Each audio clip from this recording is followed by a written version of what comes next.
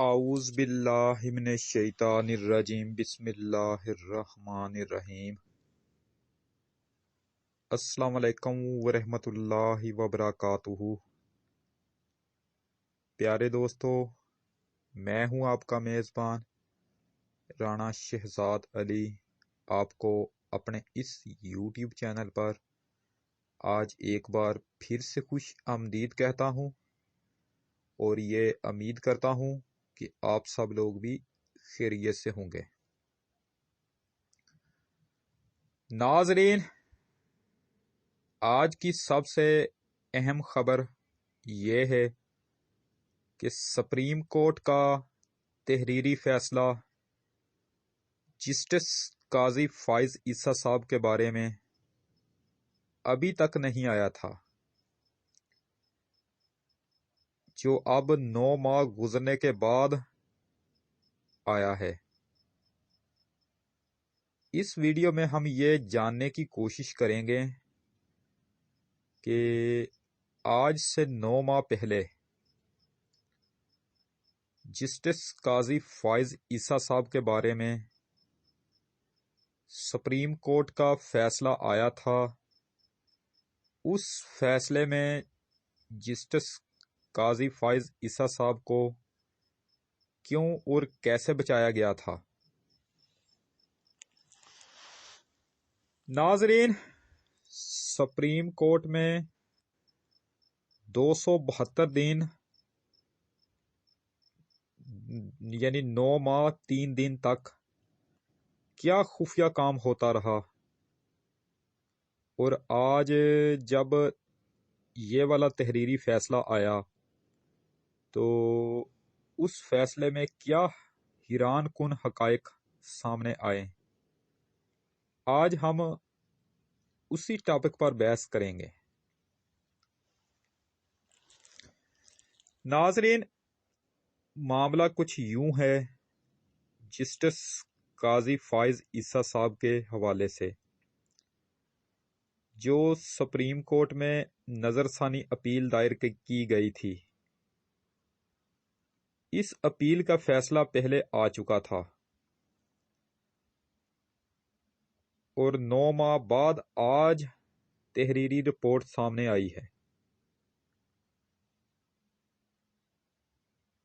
ناظرین، نظر ثانی اپیل قاضی فائز عیسیٰ صاحب کی جانب سے سپریم کورٹ میں یہ تھی، جس میں انہوں نے اس بات کو چیلنج کیا تھا کہ ایف بی آر کو میرا یہ والا معاملہ بھیجنا، ایف بی آر کو یہ حکم دینا کہ وہ میرے اور میرے بیوی بچوں کے اثاثوں اور جائیداد کی چھان بین کرے، یہ سراسر غلط بات ہے۔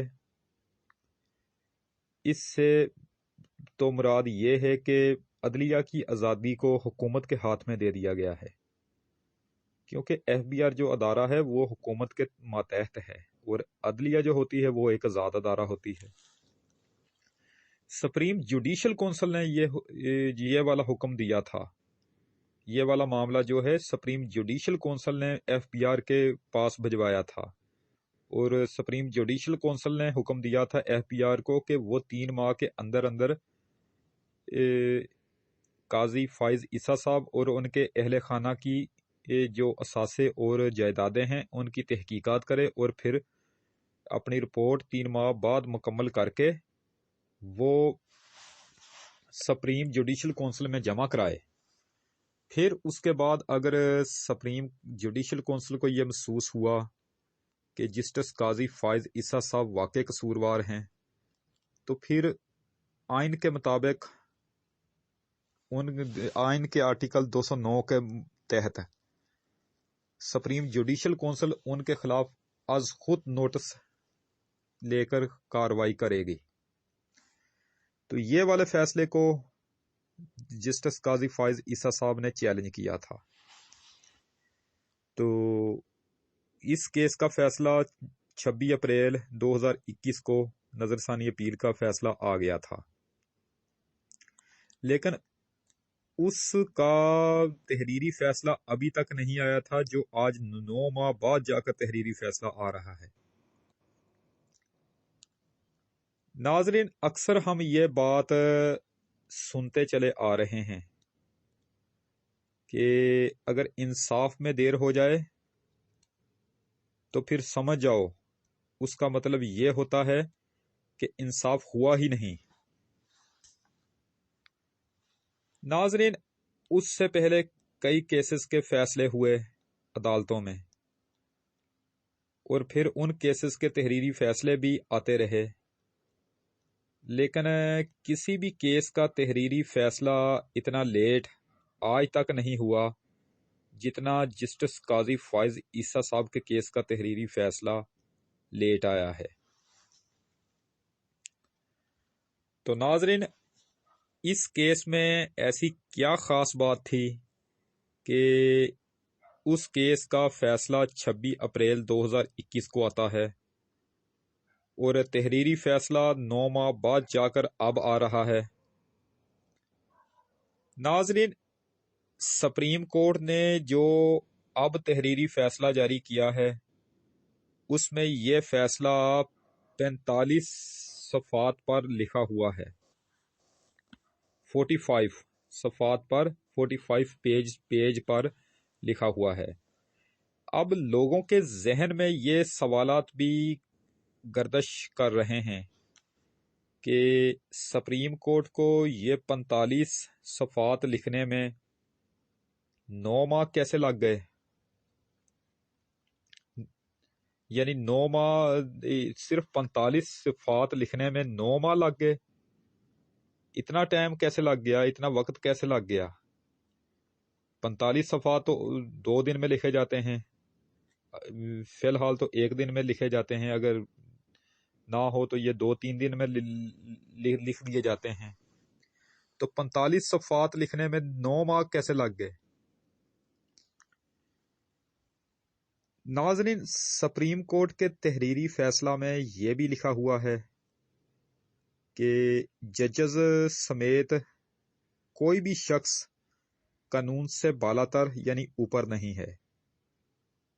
تو ناظرین، لوگ اسی سوال کا جواب تو اب پوچھ رہے ہیں کہ اگر واقعی کوئی شخص قانون سے بالاتر یعنی اوپر نہیں ہے تو پھر جسٹس قاضی فائز عیسیٰ صاحب اور ان کی بیگم سرینا عیسیٰ سے ان کے اثاثوں کی تفصیلات کے جواب مانگے بغیر ہی ان کو کیوں بری کر دیا گیا؟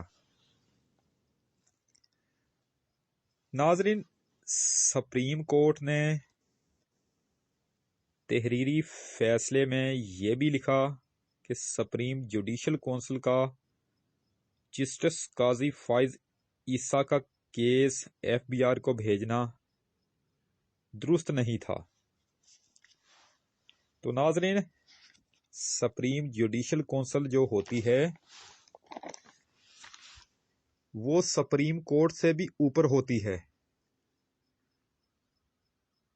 اور سپریم کورٹ کو یہ اختیار حاصل ہی نہیں ہوتا کہ وہ سپریم جوڈیشل کونسل کے کسی فیصلے پر انگلی اٹھا سکے۔ جس طرح مثال کے طور پر ہائی کورٹ سپریم کورٹ سے نیچے ہوتی ہے اور ہائی کورٹ سپریم کورٹ کے کسی فیصلے پر انگلی نہیں اٹھا سکتی، اسی طرح سپریم کورٹ نیچے ہوتی ہے سپریم جوڈیشل کونسل سے۔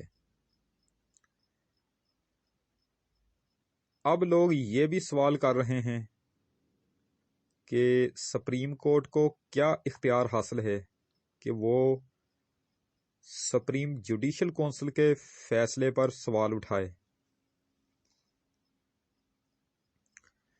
ناظرین، وزیر قانون فروغ نسیم صاحب نے جسٹس قاضی فائز عیسیٰ صاحب کے تحریری فیصلے پر بات کرتے ہوئے کہا کہ سپریم کورٹ کا جاری کردہ تحریری فیصلہ سراسر غلط اور تضادات پر مشتمل ہے۔ اگر سپریم کورٹ کا جج اپنے اور بیوی بچوں کے اثاثوں اور جائیداد کا جواب دہ نہیں ہے تو کیا یہ والا معیار دیگر دوسرے سرکاری ملازمین کے لیے بھی ہوگا؟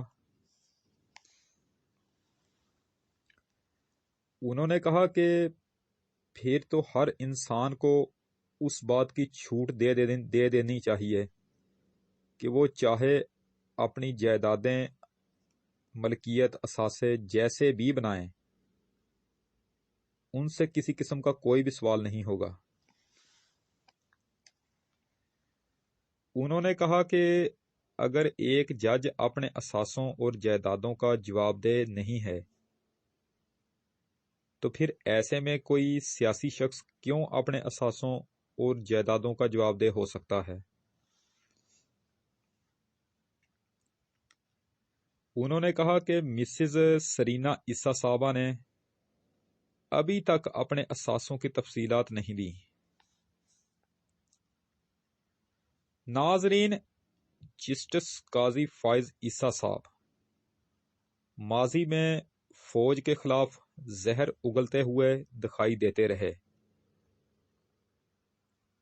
پھر وہ عوام کے منتخب وزیر اعظم عمران خان صاحب کے خلاف بھی نازیبا زبان استعمال کرتے رہے۔ اسی طرح وہ صدر پاکستان ڈاکٹر عارف علوی صاحب اور ایف بی آر کے خلاف بھی غلط زبان استعمال کرتے ہوئے دکھائی دیے۔ اب لوگوں کی جانب سے یہ سوالات اکثر پوچھے جانے لگے ہیں کہ عدلیہ، عدالتیں جو ساری عوام اور تمام اداروں کو اپنے سامنے جواب دہ بنانا چاہتی ہیں، یعنی عدالتیں تمام لوگوں کو اپنے سامنے جواب دہ سمجھتی ہیں، تو کیا پھر عدلیہ کے ججز کسی کے آگے جواب دہ نہیں ہیں؟ کیا ان سے کسی قسم کا کوئی بھی سوال نہیں کوئی کر سکتا؟ تو ناظرین، حکومت نے سپریم کورٹ میں کیوریٹو ریویو پہلے ہی دائر کر رکھا ہے، اور اب یہ تحریری فیصلہ آنے کے بعد حکومت جسٹس قاضی فائز عیسیٰ صاحب کے خلاف ایک اور صدارتی ریفرنس دائر کرنے کی تیاری پر غور کر رہی ہے۔ یہ یاد رہے کہ اگست 2022 اس وقت تک سپریم کورٹ میں سے ایسے تمام ججز ریٹائر ہو جائیں گے جن کی خاص سپورٹ جسٹس قاضی فائز عیسیٰ صاحب کو حاصل ہے، یعنی جو ججز جسٹس قاضی فائز عیسیٰ صاحب کے حمایتی ہیں وہ سب اگست 2022 تک ریٹائر ہو جائیں گے۔ بہرحال حکومت نے اس سارے معاملے میں پیچھے ہٹنے سے انکار کر دیا ہے۔ تو ناظرین، آنے والے دنوں میں جسٹس قاضی فائز عیسیٰ صاحب کے کیس میں جسٹس قاضی فائز عیسیٰ صاحب کے لیے شدید مشکلات پیدا ہوتی ہوئی نظر آئیں گی۔ حکومت کسی بھی صورت اس سارے معاملے سے پیچھے ہٹنے کے لیے تیار ہی نہیں ہے۔ تو ناظرین، یہ تھی اب تک کی تازہ ترین اپڈیٹ۔ اسی کے ساتھ آج کی یہ نشست ختم کرتے ہیں۔ انشاءاللہ تعالی اب آپ سے دوبارہ ملاقات نیکسٹ ٹائم کل ہوگی۔ ویڈیو اگر پسند آئے تو مہربانی فرما کر اسے لائک ضرور کیا کریں۔ ویڈیو اگر ناپسند بھی آئے تو بھی اس کو ڈس لائک کیا کریں۔ اگر ہو سکے تو میری اسی ویڈیو کو آپ اپنے دوستوں کو آگے فیس بک، واٹس ایپ، انسٹاگرام اور ٹویٹر پر لازمی شیئر کر دیا کریں، آپ کی بہت زیادہ مہربانی ہوگی۔ میری جو ویڈیو زراعت اور صحت پر ہو، مہربانی فرما کر آپ اسے شروع سے لے کر آخر تک دیکھا کریں، کیونکہ اس طرح کی جو موویز ہوتی ہیں ان میں آپ کے فائدے کے لیے ہی مفید باتیں بیان کی جاتی ہیں۔ آپ اپنی خاص دعاؤں میں مجھے ہمیشہ یاد رکھا کریں اور میرے اس چینل کا بھی خاص خیال رکھا کریں۔ اگر آپ مجھ سے کسی ٹاپک پر ویڈیو بنوانا چاہتے ہیں یا پھر آپ مجھے اپنے کسی قیمتی مشورے سے نوازنا چاہتے ہیں تو اس کے لیے آپ ویڈیو کے نیچے بنے ہوئے کمنٹ سیکشن میں اپنا قیمتی کمنٹ ایڈ کر کے مجھے آگاہ کر سکتے ہیں، یا پھر اس کے علاوہ آپ مجھے جی میل پر میل میسج بھی کر سکتے ہیں۔ تو انشاءاللہ تعالی اب آپ سے دوبارہ ملاقات نیکسٹ ٹائم ایک نئی ویڈیو میں ہوگی۔ اس وقت تک کے لیے میں آپ سے اجازت چاہتا ہوں۔ ویڈیو کو لائک کریں، چینل کو سبسکرائب کریں اور بیل آئیکن پر ضرور کلک کریں۔ اللہ نگہبان۔ خدا حافظ۔ رب رکھا۔